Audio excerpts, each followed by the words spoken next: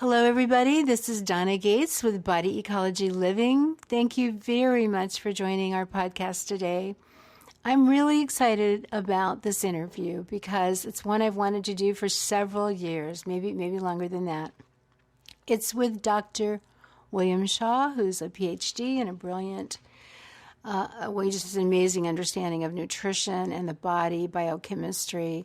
And he's a great teacher, too, because when he explains things, it's so easy to understand. So I know you're going to enjoy this interview today. As I mentioned, Dr. Shaw is an innovative researcher. He's been dedicated to an understanding of biochemical influences on our health and on wellness for many years. His background is in biochemistry and toxicology. He's an expert in gut health, which is one of my favorite subjects, as you all know. And he's also the founder and director of the Great Plains Laboratory. Some of this information that we're going to talk about today, you can actually obtain by going to the Great Plains Laboratory. They're in Kansas.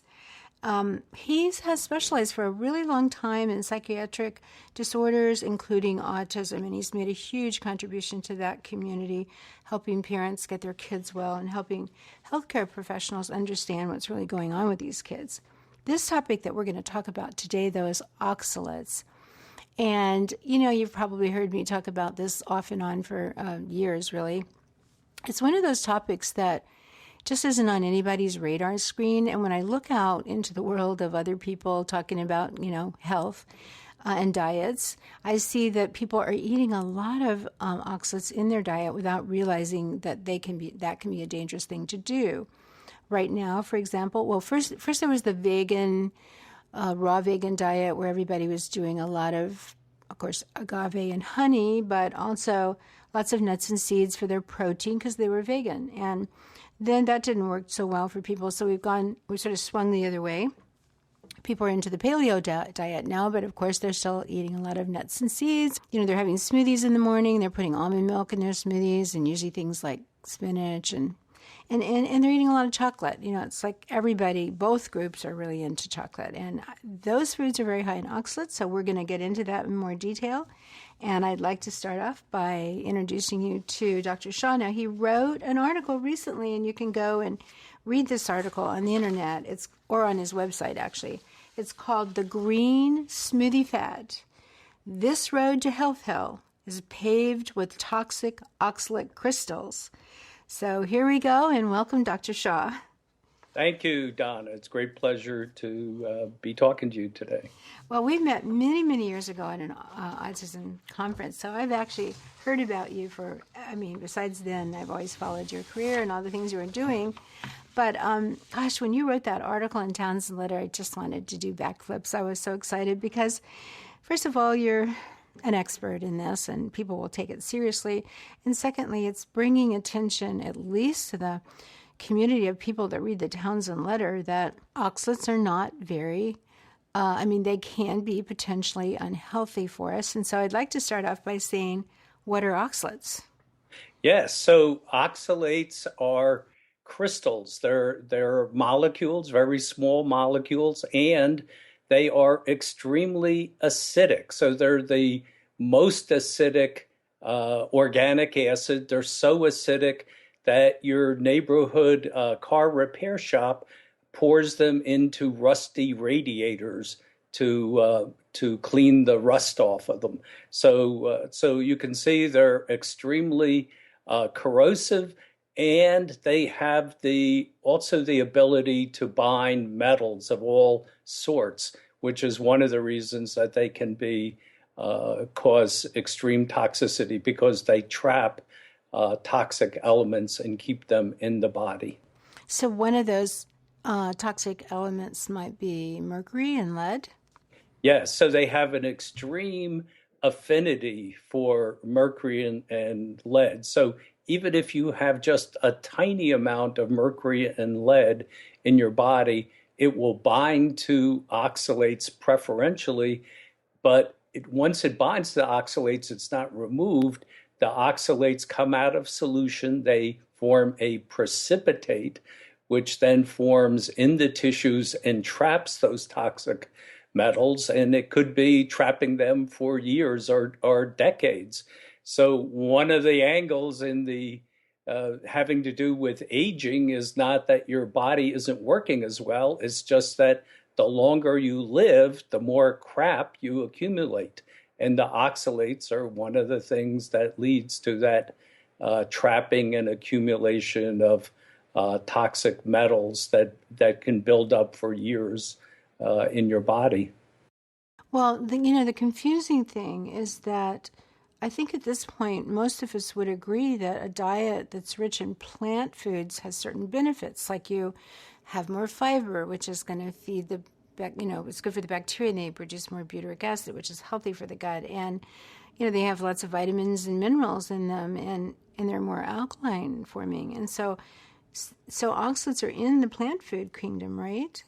That's right. And so, as a joke, I sometimes call the name of my talk "The Revenge of the Carnivores," because you have some of the people who adopt a vegetarian diet and become kind of high and mighty and looking down at these poor people that are still eating meat as their primary source of protein. So, and as a matter of fact, there is no perfect diet. It just does not exist. If it existed, people would probably live to be 1,000 years old. And so far, I haven't seen many in that category. So virtually every single food on the planet has some negative factor associated with it. And one of the challenge for people is trying to find the diet that is best for their particular lifestyle and their body's biochemistry and their wallet as well. So all those things go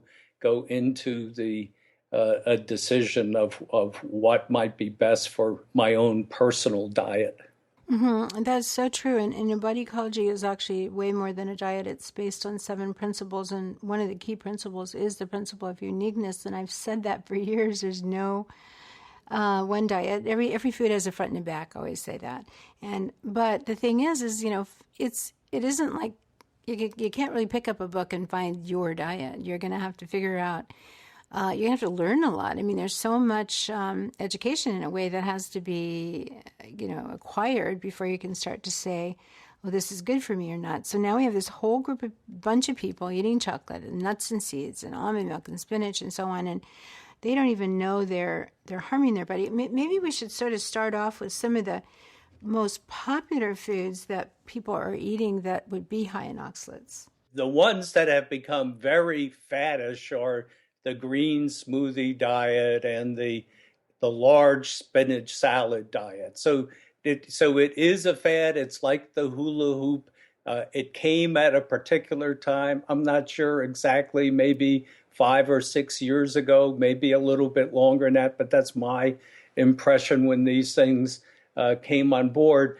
But one of the things that encouraged me to write my article was looking and seeing that one of the staple food providers in the United States, Campbell's Soups, did research 75 years ago, and they put rats on a high spinach diet in which spinach was 10% of the food in the diet, and they found that a high percentage of the rats died.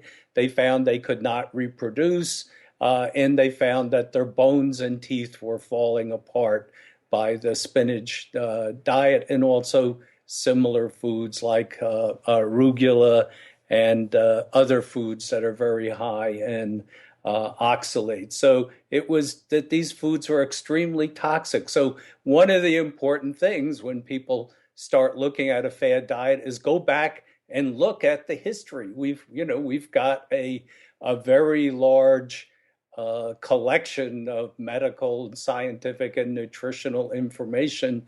And even though it's old information, 75 years ago, it's still valid that spinach is the one of the highest oxalate food with a virtual tie with textured soy protein, which was also one of the like a fad type of diet where people were eating bowlfuls of textured soy protein. And I got into this because the prisoners in Illinois were suing the state because they were feeding them, the prisoners in the state prisons, they were feeding them diets that were made of soy flour, soy turkey, soy beef, soy bread, and they were getting terrible medical symptoms by being on this diet.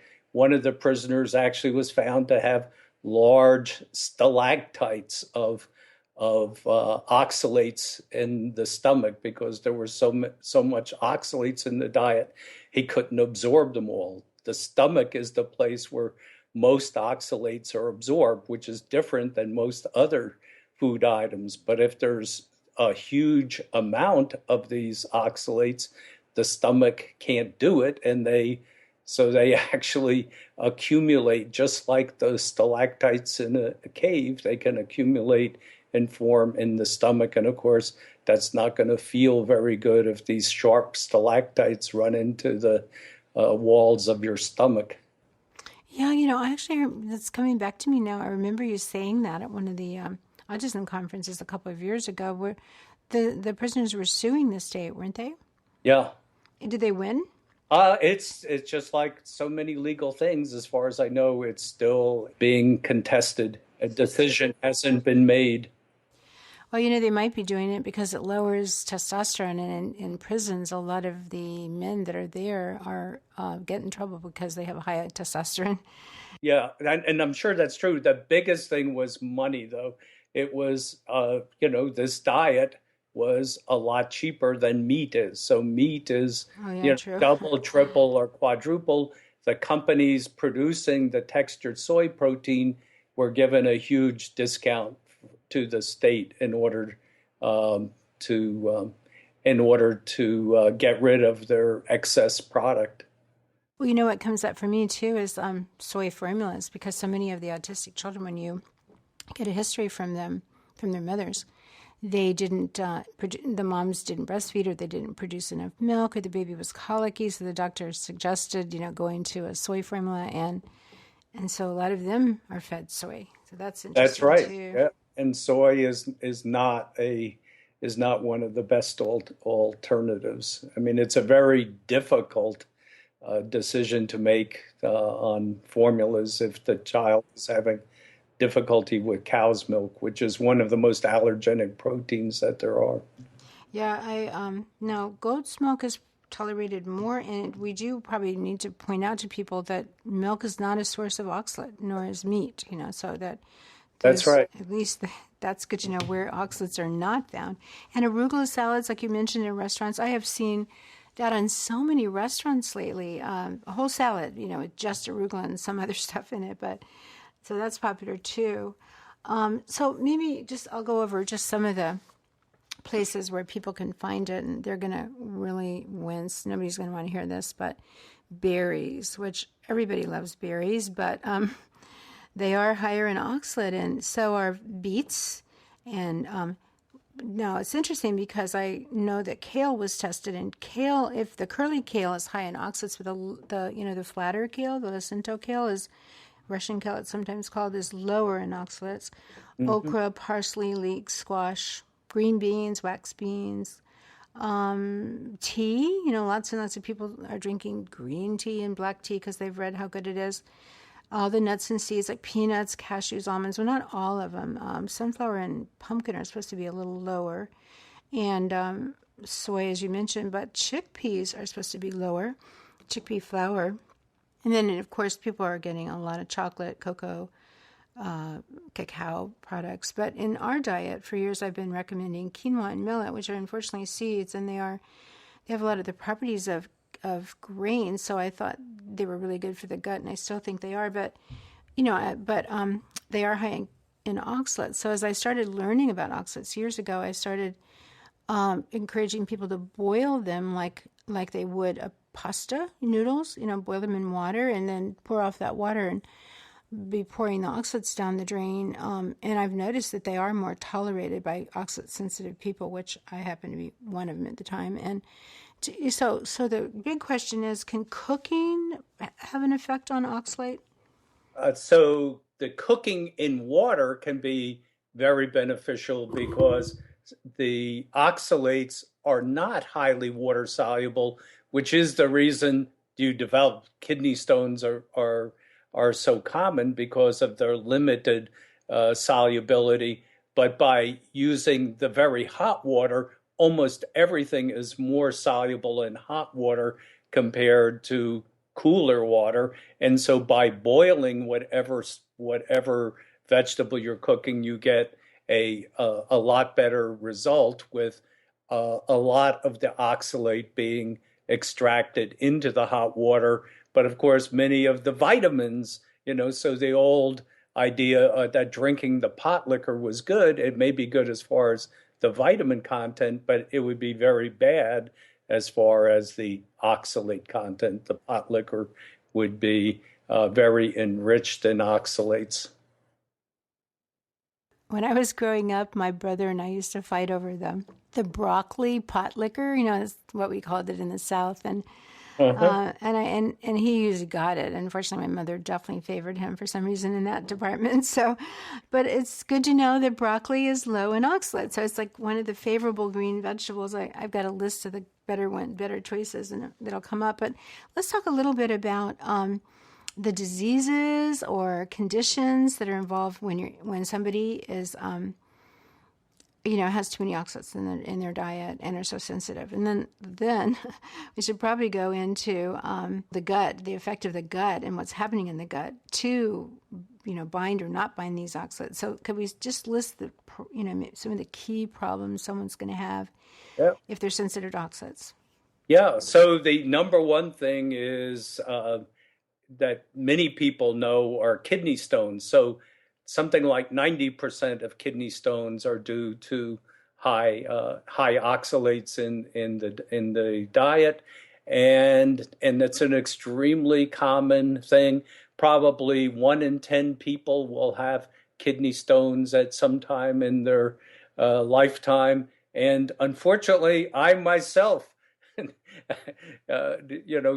just barely after finishing the article, had a first incidence of oxalate while eating a box of chocolates, which of course is very high in oxalates. And it's So, addictive. So if you start and it eating is it, you it's want to keep eating addictive. it. I was eating chocolate almost every single night, so Oh gosh. I And was did you a real sleep, by the chocolate. way? Did you eat the chocolate at night and actually go to sleep?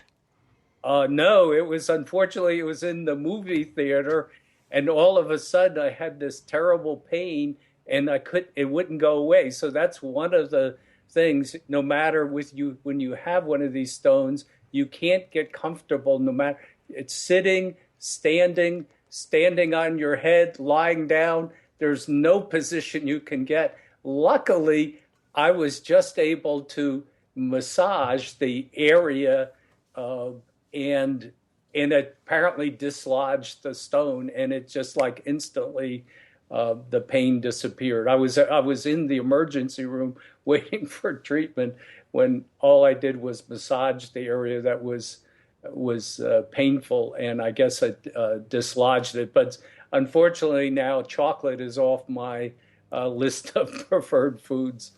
I love it too, but I don't eat it for the two reasons. Also, I'm sensitive to oxalate, and also I can't eat it at night. Like if I were to eat it at night, I would not sleep all night long. It's just, well, I have that genetic SNP1A2 that keeps you from clearing it. So you can't clear caffeine. So, but Mhm. what about genetically? Do you think that some of us actually have genetic sensitivity to oxalate? I know there's. Absolutely, absolutely. So there's a wide range of there's three major genes that influence different pathways in the oxalate pathway that are some of the main ones that cause diseases called primary hyperoxalurias. But there's probably tons of people who have who are heterozygous, meaning they have one good gene and one gene that's less favorable, and those people will be more sensitive to oxalates. Plus, there are a lot of other ones that are not in the main pathway, but are on the auxiliary biochemical pathways that also affect the ability to rid the body of oxalates. And Great Plains will have the complete genetic analysis probably in the fall. We'll have all of the SNPs for the entire oxalate pathway. That is priceless. I didn't know you were going to add that. And I have actually called researchers in different places in the world or emailed them, and they never get back to me asking for information on this. I didn't realize you were the go-to person. So that's amazing. That's a gift to the world. I hope everybody heard that, because I do think that there's got to be a genetic component to this for sure, because so many people are reacting. But now there's also the gut component. So let's look at that for a little while. If you have leaky gut, if you have, if you take antibiotics or have a high sugar, high fat diet, if you have a disruption of microbes in your microbiome, let's talk about that for a little while. I'll let you just kind of run with that topic. Yeah. So if there's poor digestion, especially of fats, if the fats are not digested well, the fats can if the fats are not absorbed, they can bind calcium and magnesium to form what are called soaps, which are exactly the same as the soap you have in your bathroom, but they're being formed in your intestinal tract. And once those fatty acids have removed the calcium and magnesium, that calcium and magnesium is not available to combine with oxalates so that they precipitate. And so those oxalates are much more likely to be absorbed. So anytime you see any fat in the stool, that's a very bad sign, because it means that you're going to be much more susceptible to absorbing any oxalates that are in the diet. So I'm really careful. I think that's actually personally one of my issues is with fats. Actually, I'm positive of that because I've had my genes tested, and I'm on that rather large group of people that can't take saturated fats, especially not in high quantities. So, I don't digest them either, but my genes don't like them either. But so what I'm really careful about is to take things like pancreatin, ox bile, lipase, which are supplement. We have supplements in Body Ecology, and they have pancreatin, lipase, and all, because I think many people are having issues with fats to begin with genetically, but then I see out there again as kind of a popular fad in the diet world, a lot of people recommending a high fat diet with butter and cream and bacon and lard. And, again, I sort of wince at that thinking, well, some people are okay with that, but a lot of people won't be. So I think this is another important understanding, is that the fats bind up calcium and magnesium. Especially, I always read about the calcium. And then what happens? Let's talk about why calcium and magnesium are so important. Why would you not want calcium to be bound up, by the fat? Yeah. So if you're absorbing poorly, they'll just be lost in the stool. But more importantly, they're not available to react with the oxalic acid. So the oxalic acid is much more likely to be absorbed. If the oxalates react with either calcium and magnesium, they're precipitated out in the GI tract and are eliminated. But if they're not eliminated there, they're going to be absorbed into the body and then form stones in different parts of the body. So even though people know or commonly know about the role of oxalates as kidney stones, there are many people who have severe oxalate problems but don't have kidney stones. So many people have the oxalates form in other tissues in the body. They can form in the bones. They can form in the teeth. They can form in the arteries and in the brain and the blood-brain barrier. They can make your eye hurt. So people can have these very sharp edge crystals forming inside their eyes. So their eye hurts and they don't understand why. They can have fibromyalgia due to the oxalates forming in the muscles. And then every time the person moves their muscles, there are these sharp crystals that are like little knives or pieces of broken glass that are just tearing apart their muscle tissue. So a large number of diseases that are kind of that people don't know too much about, like fibromyalgia, there's really just a very simple cure for them, which is get rid of the oxalates in the diet, and you'll have, in many cases, a significant improvement. Well, we're going to talk about some solutions, like what does a person have to do to be able to, what's a low oxalate diet, some suggestions of foods, and also some supplements to take later on. But I wanted to ask you too, what about COPD? I read that, vulvodynia. I know. Yeah, so vulvodynia, I think it's pretty well established that the oxalate, high concentrations of oxalate precipitated in the vaginal tissue is a major cause. And along the oxalate, the association is commonly with candida, because it's that my research also indicates that candida produces precursors that are converted to oxalate. So it can take proteins and convert certain proteins, certain amino acids and proteins, hydroxyproline and collagen, into oxalates, which then form in the vaginal tissue and cause extreme problems. The oxalates can form in the sinuses or in the lungs. So people have been found to have huge, sometimes oxalate crystals the size of golf balls in their lungs if they have a fungal infection, and many fungi produce oxalates as a waste product. Okay, so could we just dwell on this whole connection with candidiasis and yeast a little bit longer? Because I know that was a big part of what your article was about, which is why everybody needs to read it.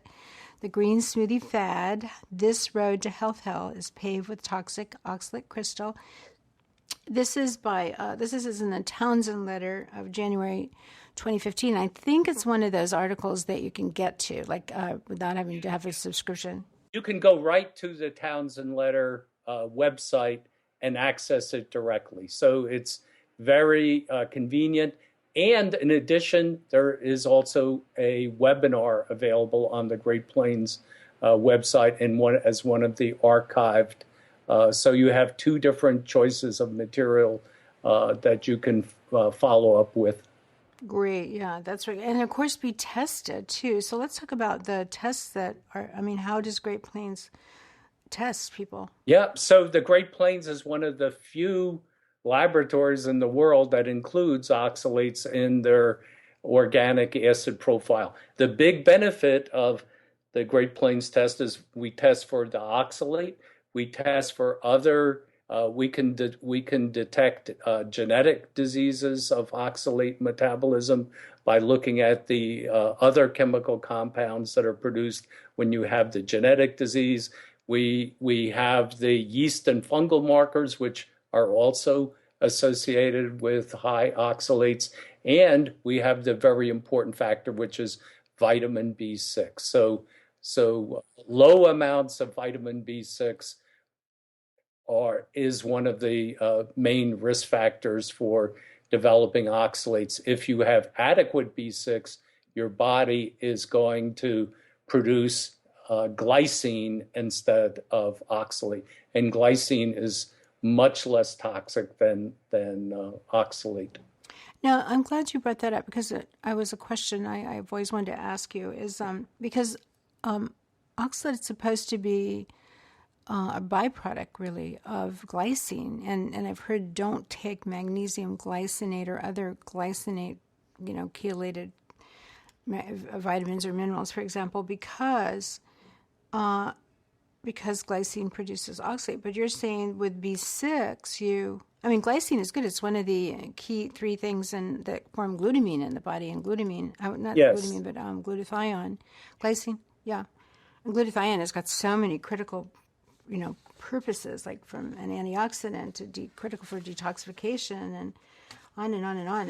You've got to, so that's why I was always kind of confused about that. Like, is glycine a good thing or a bad thing with the... What it is that there is a dynamic equilibrium between an oxalate precursor and glycine. By giving high doses of B6, you shift that equilibrium toward producing glycine rather than oxalate. And so glycine would be much less toxic with adequate amounts of B6, but glycine is much less toxic than oxalate is. It's probably 1,000 times less toxic. So it is a good thing, but theoretically you could buy glycine or high amounts of hydroxyproline produce oxalates as well. So even people who are primarily carnivores could still make oxalates if they have candida. The candida can convert collagen in the body to oxalates, even without any vegetables in the diet.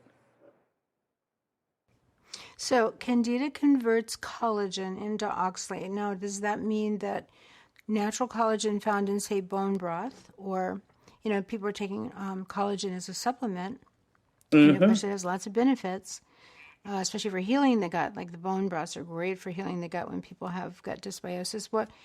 Are we talking about the same issue? Yes, the same, exact same. So everything is a balance. So if you don't have severe candida, there may not be any problem at all, because that pathway won't be activated. It's only if you have the severe candida that's going to happen. But some of it is going to happen even if you don't have any candida. So this whole thing gets back to balance for your particular situation. There may be situations where this food is great for you if you need the intestinal healing and so forth.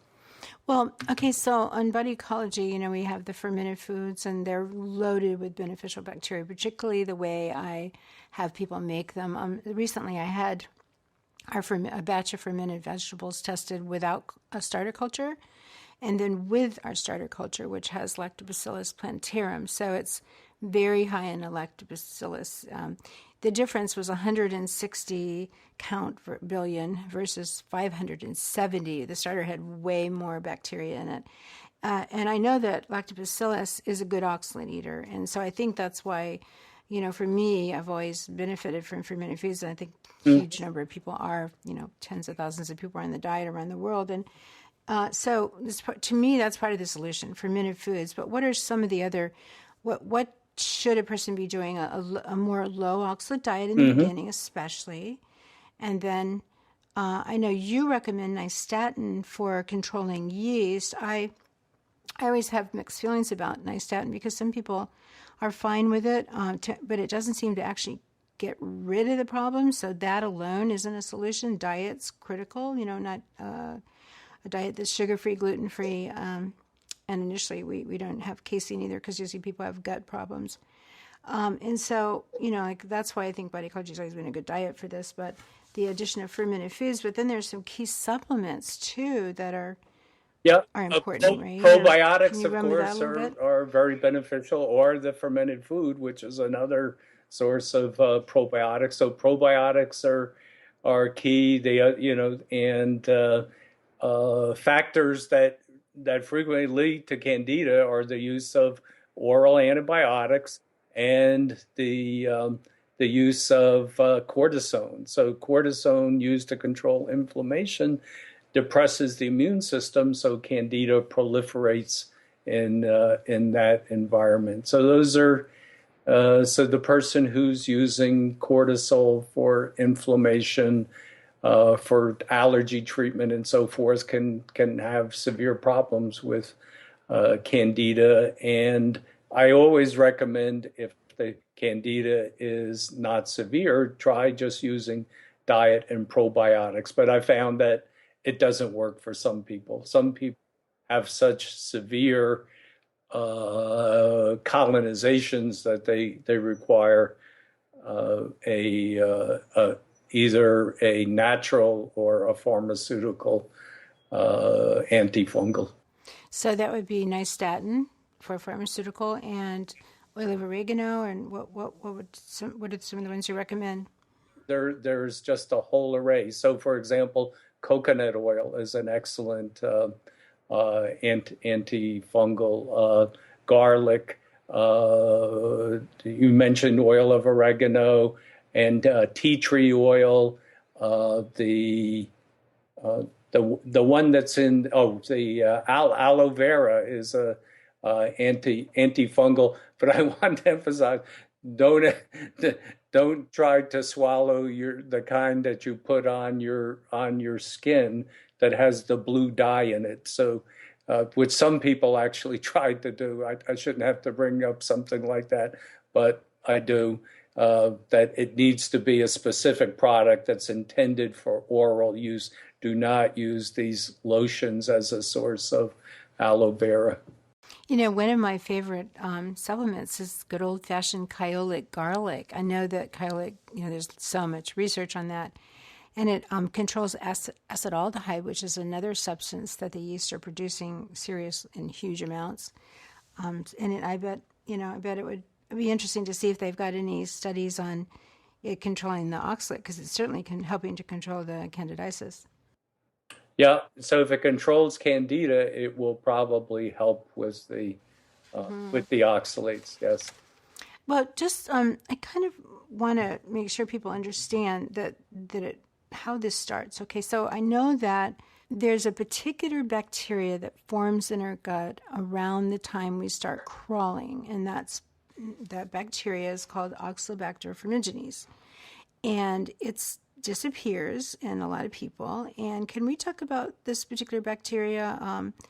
Is it? Do you test for that, or just? We don't. We don't test for that particular bacteria, but the situation is now. I mean, since it's not available, I don't know that a test for it would be helpful since it's not available as a supplement. Well, the Oxalobacter formigenes only eats oxalates. That's his only job, and so. There are other bacteria, though, that will sort of take over. That's nature, good old nature, always coming in there and helping us survive no matter what we do to ourselves. Can you talk about some of the other bacteria? Because I know lactobacillus, I have a study on they're very powerful oxalate eaters. Yeah, so a large number of the lactobacilli also have the enzymes that would be called oxalates, meaning they're enzymes that break down oxalates. And I want to make sure that we also cover external sources. And one of the big external sources is too much vitamin C. So a number of studies have shown that if you're taking 2,000 milligrams of vitamin C a day or less, that it does not increase oxalates any significant amount. On the other hand, there are other studies that show in some people even lower amounts will increase oxalates. So if you have a problem, it's something to look at. But especially for those people who are taking in huge amounts, by huge amounts I mean 50,000 or 100,000 milligrams of vitamin C. And this could occur in people who, for people getting cancer therapy or IV. You mean IV? Yeah, the high doses IV. That's something to look at. I am aware of cases where the person did have a significant kidney failure after these super high doses. So it doesn't happen all the time. If it happened all the time, the physicians who use these as a regular treatment wouldn't be doing it, but it does happen occasionally. And in my mind, that people doing these infusions with the super high doses of vitamin C should be checking for oxalates and giving things like magnesium along with it, and giving high amounts of vitamin B6 to prevent that, and also double checking on the person after these infusions to make sure they're not having problems with the formation of these crystals. One of the things that I always recommend too is one of the benefits of eating fermented, cabbage, cultured vegetables like we make, is that cabbage is a really good source of vitamin C. But when you ferment it, you increase that bioavailability of that vitamin C. So a lot of vitamin C can actually be obtained from the diet, and that might be, adequate for someone with a healthy gut. Well, okay, so let's kind of paint a picture of the whole way this forms, because I know it's a complicated subject, and it takes a while to get your head around it. So the bacteria, Oxalobacter formigenes, is in our gut when we start to crawl, and that's a protective that allows us to eat the vegetables that are usually so healthy for us. And there's so many of these healthy vegetables that have some, maybe they all have some oxalate in them. So plant foods are really valuable for us to eat. We start eating them early in our life. They're great, pureed, and soups and so on are really great for babies in the beginning when they're starting to, go from milk to food. Why do you think nature puts all these oxalates in the food that are so good for us? Two reasons. Number one is the oxalates serve as kind of a skeleton for the plant. So it is equivalent to our bones, you could think. In addition, the very high doses, I'm convinced, are a protective mechanism. It's the plants are producing these as anti-animal chemicals to prevent animals from eating them. For example, the plant dumb cane was so named because if a person ate this leaf, the oxalate crystals would lodge in the larynx and keep the person from speaking. So these plants that are especially high in oxalates are going to cause discomfort and perhaps even death. It's actually estimated that the amount of oxalates in a typical green smoothie are enough to actually be fatal if they were all absorbed. So the oxalates have the two functions: protective against animals eating them, and also serving as a kind of a plant skeleton. Okay, so here they are, in this important foods. And of course, I know insects, I've read that the insects won't eat the plants, otherwise we wouldn't have any to eat, because they find those little crystals tear up their mouth. So that's why we have plants still. But then nature begins to set this inner ecosystem or this microbiome into place that allows us to eat the oxalates, right? I mean, stay away from the really high ones like chocolate and spinach and soy and so on, and eat low and medium oxalate foods in small quantities like that. Not a whole lot in one day, but kind of spread it out. See, that's what I always say in body ecology. We don't count calories, but we do count oxalate. But so we've got this microbiome forming inside of us with a Oxalobacter formigenes, and these other bacteria. And then we wipe it out with an antibiotic. And then people today have so many gut problems. We did the gut summit, the Healthy Gut Summit. We had over 80,000 people listening to the interviews. And obviously, that's a sign that a lot of people are concerned about their gut health. Can you just, so where does gut health, just sort of as a summary of everything, like why is poor gut health playing a role in this sensitivity to oxalate? It's just as you said. I mean, the antibiotics are wiping out the beneficial bacteria that digest the oxalates, and some of this may come back. But one of the factors is we've become very clean. So by being very clean, we lose some of the ability to replenish our intestinal flora with some of the beneficial bacteria, whereas little kids crawling along around the floor, probably picking up a lot of diverse flora. As we get older, we're taught that it's a good idea to wash your hands all the time and to wash your vegetables before eating them and things like that. But there's probably some downside to that. We probably had a lot of benefits by consuming the flora that were contaminating our food, so to speak. Yeah, and so yeah, I think that it'd be interesting to see if the whole this serious so many. Yeah, I said it again.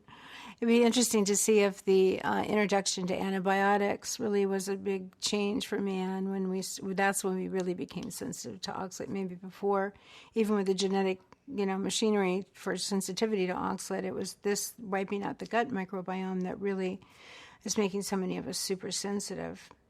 And so, okay, and so then we come along, and I don't want to leave everybody really confused, so I'd like to end with some solutions for them. But there's something that as people are becoming more and more educated, and I really have to commend people today because there's this vast number of people who are highly educated about health, and they know as much or more than some of their doctors do. And so methylation, looking at that methylation connection or the cycle in the body, and for the people that don't know, it's a very, very important cycle. Like ATP, energy production, is a cycle in the body. Well, methylation is a cycle that has to do with if it's affecting 23,000 genes, and it has to do with being able to detoxify and make glutathione and have a strong immune system and, produce energy. And it has a lot to do with our neurotransmitters and whether we're depressed or, antioxidants, inflammation, all that is very much connected to the methylation cycle that we have in our body. And a lot of people are getting their genes tested. They find out that they have an issue with the MTHFR gene, and so that's what methylation is. Now, my question, Dr. Shaw, is there a connection between methylation and oxalate for those people that are more sophisticated here?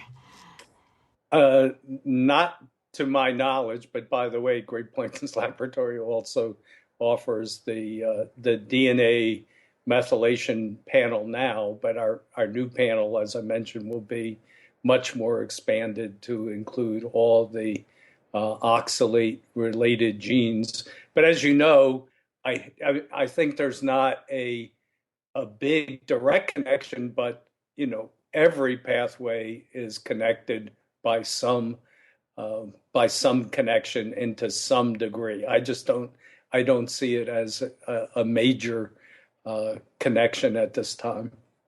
When we eat the foods high in oxalate, they get into the stool, or they get into the intestines, and their bacteria is supposed to eat them.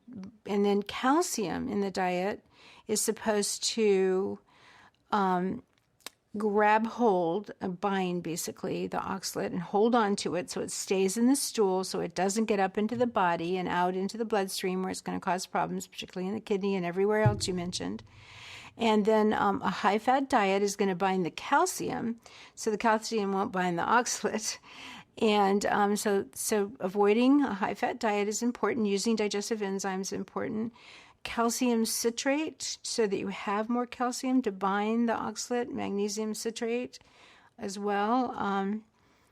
Fermented foods. That's usually what I do, and then recommend that people avoid the high oxalate food. Is there anything else you'd add to that? The 100 milligrams of B6, vitamin B6 on a daily basis is extremely safe. There's virtually no incidence of any kind of side effects at that particular dose. A nice study was done that found that people who consumed 100 milligrams a day of B6 lived on average about 8 years longer than people who did not consume that amount. So it's a very safe, healthy amount that's good for cardiovascular disease and oxalates. And it's possible that the cardiovascular benefit is due to diminishing oxalates, because oxalates have been found in the atherosclerotic lesions. So it may be that cholesterol is really not the number one cause of cardiovascular disease. It may be cholesterol comes into damaged arteries that were damaged by these sharp oxalate crystals messing up the structure of the artery walls. Wow, and that includes the brain too. So that's really important. I have to agree with you. I'm on the same page that there's a lot of things that we're misdiagnosing because people are just not willing to look at this oxalate issue.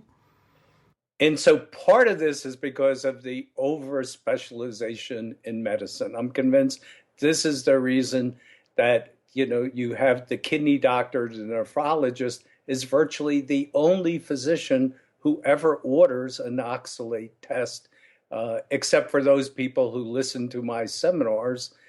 They realize that the scope of oxalate disease is much higher, and that there's many people who die, and at autopsy they're found that they had oxalates in all their tissue, but none in their kidneys or urinary tract. All the oxalates were in the arteries or the thyroid gland or in the brain or the liver, organs like that, but none in the urinary tract.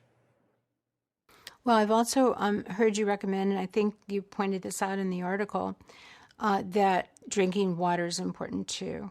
Absolutely, because oxalates are not very soluble in water, so you need to drink lots of water in order to keep them coming out, because the water in your body can only dissolve a limited amount. So you have to keep on introducing more water. And the American South are much more likely for people there to have kidney stones compared to the North, just because it's hotter and they get dehydrated easier. And I grew up in the South, and I will tell you that when we ate vegetables, when we cooked them for a long time, but the thing is we always put fat back in them. And that was the fat that would have probably bound the calcium that would have been in this. Like the dark green leafy vegetables are like kale, for example, and broccoli and so on. They're high in calcium, but then we put the fat in there to bind the calcium. So that was probably not too smart either. Lots of things were done wrong in those days, unfortunately. So drinking plenty of water, using digestive enzymes like pancreatin and lipase and ox bile, and getting the candidiasis in your body, that infection under control, is critical. And being on it, mindful of oxalates. Now, here's one confusing thing. There is a lot of like you go online and you look at this site and they say that, broccoli is high or kale is high. And then you go to another site and they say, no, it's okay, it's low. So that to me is the hardest part of this of all, is finding a chart where people are really accurately testing, are getting the vegetables down right. And so again, I know that kale, if it's curly, is high. If it's the flat kale or the Lucinta kale, it's low, and oxalates broccoli is low. And those are also good sources of calcium to have in the diet as well. Do you want to say anything else about actually the accuracy about these vegetables, which ones are high and which ones are low? Because that's been the most frustrating thing for me. Well, there will be differences just based on the soil, the type of the genetic, the plant genes. Each one may be different. Depends on the soil type. It probably depends on the microorganisms in the soil. One thing I want to specify, though, is just because berries are high in oxalate doesn't mean you can never eat a berry. So it is the serving size that is the most important thing. Spinach salads were a big problem as far as causing kidney stones because people were eating giant platefuls of these things. And it's so if you're eating a small portion, that's completely different. For example, black pepper is on the list of high oxalate foods, but people are just sprinkling a few grains. So just because black pepper is high in oxalates, you're not eating bowlfuls of black pepper. So portion and serving size are the most important things. So from my point of view, the spinach or arugula salad were bad because they were giant serving sizes were being used. If you're using a modest serving size, that's going to have minimal impact. So just remember that you can't go just by the amount of oxalate per gram of whatever is being evaluated. You need to go by what the average serving size is of the thing you're eating. Good. I'm really glad you made that point. I have my barometer when I know if I get oxalate is too much oxalate is my, just like you said, eye pain. My left eye hurts so much, and at night when I'm sleeping, it just really hurts. That's how I've discovered. I thought, what is going on with my eye? Is it because I'm staring into the computers, so much? And then I went on a trip and like I have to travel, and there was nothing to eat, but I did eat some spinach, and I did eat some nuts and seeds, and then I also ate a little piece of chocolate because I had to get up and lecture after getting off an airplane, and it makes your mind more alert. And I came back, and my eye was killing me, and I had this pain in my like a pain in my knee, and I thought, what in the heck am I doing? I think I even had sweet potato. And I just right away, I thought, oh, no wonder you're eating all these kind of oxalates. So That's exactly what was causing that problem. And there are many of the kids with autism. There have been about several dozen cases in which the children actually pulled their eyes out of their head because they had the amount of oxalates that were depositing in their eye were making their eyes so painful they preferred pulling their eyes out rather than tolerating the extreme pain they were feeling. And this is a big problem, especially a lot of the families put their kids on the milk-free diet without replacing calcium. And so if there's not adequate calcium, the oxalates will build up in tremendous quantities, deposit in the eye, and cause severe eye pain. And many of the children, if they're verbal, they will say that my eye hurts so bad, I don't understand why. And the parent doesn't have any idea what it is, and that's by far the most common thing. It's a low calcium but high oxalate diet. And so probably the best way to summarize it here is that the really high oxalate foods that we know are high, like chocolate, spinach, beets, nuts and seeds, are huge. The people are, almond milk and the smoothie, as you said in your article, parsley is pretty high too, and not as high as spinach. I mean, spinach is like off the chart, where parsley would be considered 100 oxalate content per gram. Spinach is 750, so it's a big difference. But it's that they're doing it every day, and they're doing it without knowing that they put a lot of things in that one smoothie that's high, and they're starting their day that way. So maybe that's the takeaway here. Are there any others? Drinking plenty of water is important, as you said. What about taurine as a supplement? I love taurine, by the way. It's one of my favorite supplements.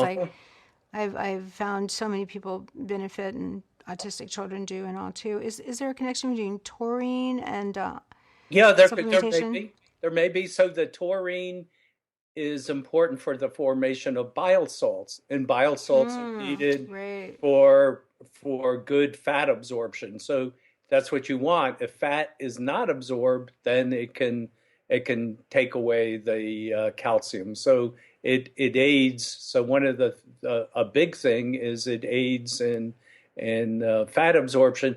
The other important thing is it helps to kill candida. So taurine reacts with hypochlorite to form a taurine hypochlorite complex that is used by the body to kill candida. So two different functions that might help in fighting the problem with the oxalates. Well, it's so wonderful to talk to somebody that has your background, your biochemical background. Usually people, that we go through the bio in the beginning, but would you just tell people about your history? Like, how did you get into this to begin with to where you are today? Yeah, so I started out with high goals. So, I mean, when I was in my early 20s, I decided what my life's work was going to be was being able to, using chemical testing, using the mass spectrometer, to be able to test every single chemical compound that was in body fluids, and then to be able to test it, and then by knowing what it was, I'm able to treat it. So to some degree, I've accomplished that. I still have, obviously, research has a long way to go, but to a large extent, that was my path of what I wanted to do, and it started working on that project, very early in my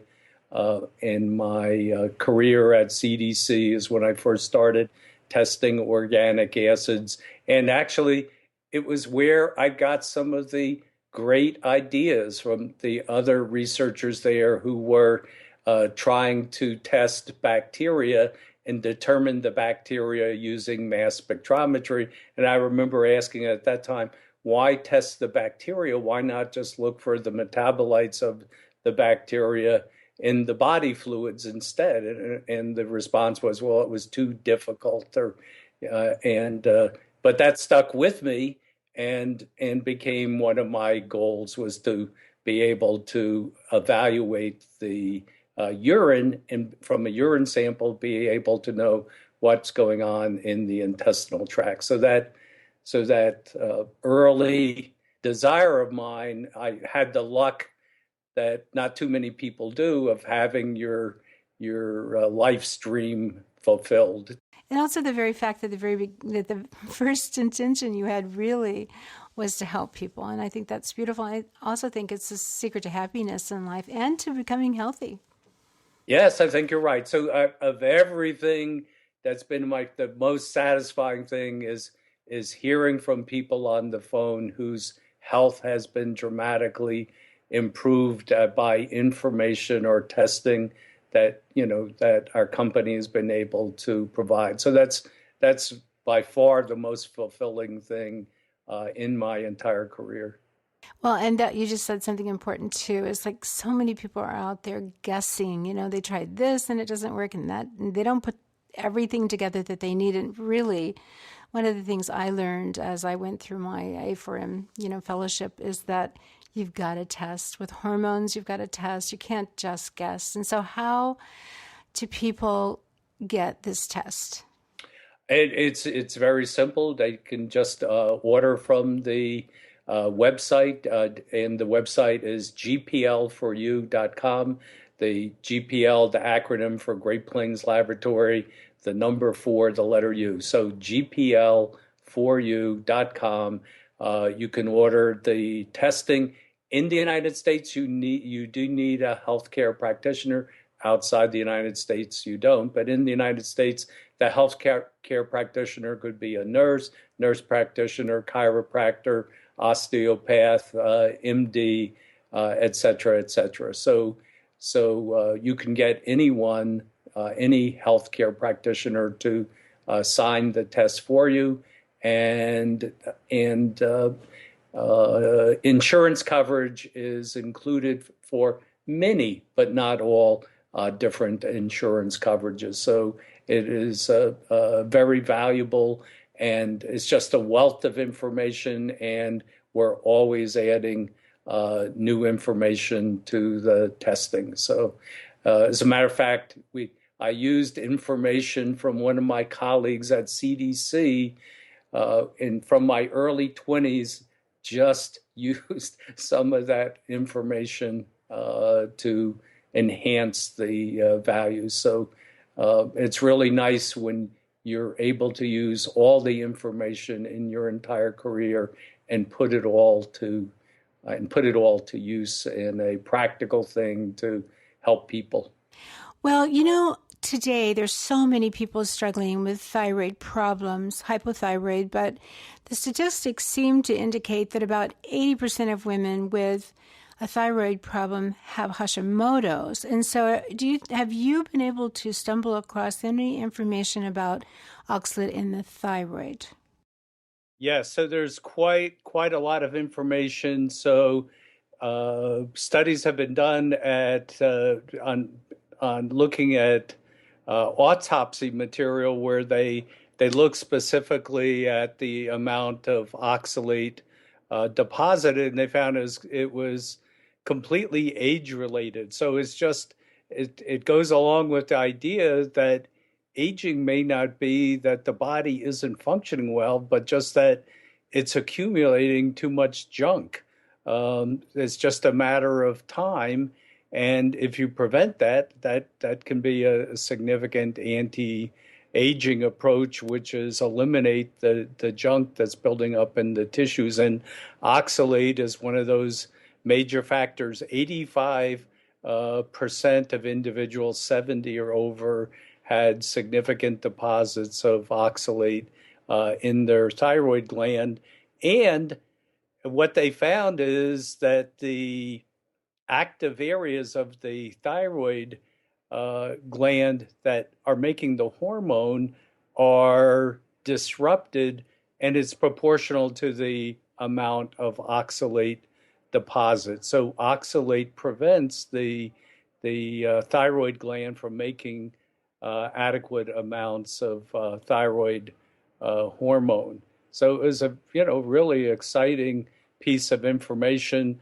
And then recent articles have found numbers of individuals who don't have kidney stones. They don't have oxalates in their urinary tract, but they may have them in many of the other tissues, including the thyroid gland. So it appears to me that this could be really a major discovery in finding out why so many people have thyroid problems, and it really looks as if the oxalate can be high amounts of oxalate can be a significant factor. I wonder if that would even have anything to do with the eye pain, because I know that there is a lot of, not a lot, but there's thyroid tissue behind the eye, which very few people know about, and perhaps it's the same tissue that's being attacked that's causing the eye pain too. But then you're saying they also found crystals in the eye itself. Yeah, there have been crystals in the eye itself, and it becomes a very important factor in children with autism who in more than 20 cases the children actually plucked their own eyes out because the pain was so severe. And it's associated with problems with individuals who are not getting enough calcium in the diet. And then, again, getting back to the whole issue that we talked about earlier about candidiasis, I know that the yeast they're producing all these toxins. Over 79 different toxins have been identified, and one of those is acetaldehyde. So that is also interfering with thyroid. I know that it prevents T4 from turning into T3, the active form of thyroid hormone. So that's going to tremendously cut down on a person's energy and contribute to a thyroid problem too. So there we have the yeast issue. And can you see a relationship between the fact that the yeast produce the oxalate and maybe that's how it's getting into the thyroid? Yeah. So the yeast producing the oxalate is one factor, and the yeast also induce autoimmunity in a number of people, and that's another factor leading to thyroid problems, the development of autoantibodies in individuals with thyroid problems may be triggered by candida and autoimmunity, in which some of the candida proteins resemble human cells. So that's proven. Vajani did that work, probably 20 years ago, confirming that autoimmunity to almost all human tissues occurs with people with severe candida problems. Wow.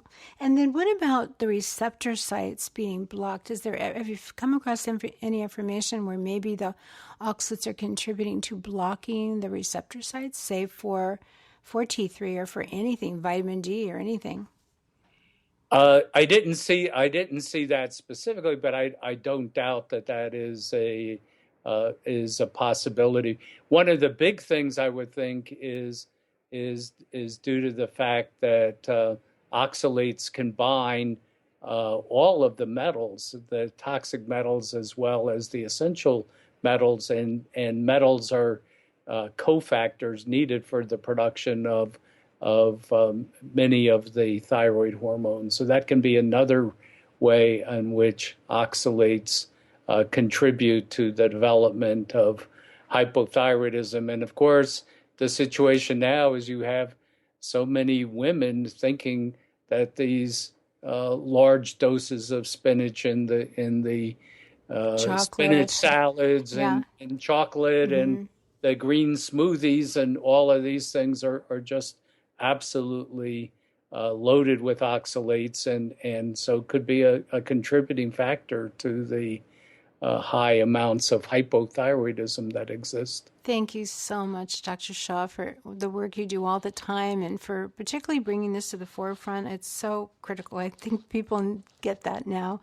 And so I want to just encourage everybody to continue to educate yourself. If it seems a little overwhelming and complicated, everything is when it's new, but you just stick with it. Keep reading everything you can. Go to the Great Plains Laboratory and listen to the webinar, download the article about the green smoothie fad, and, go and talk to your doctor, because one of the phenomenal things that's happening right now is that people are taking information to their doctor, and the doctors are learning that way. And there's really an extraordinary revolution going on in healthcare because patients are driving it, people are driving it. So thank you so much, Dr. Shaw. This has been a priceless interview. Well, thank you very much, Don. I really enjoyed it. Well, everybody, thank you for joining us today on Body Ecology Living. If you enjoyed or got things out of this, or even have questions, go ahead and post them on Facebook. Leave a comment, please, and tell me what you'd like to learn about next. Most of all, have a great day.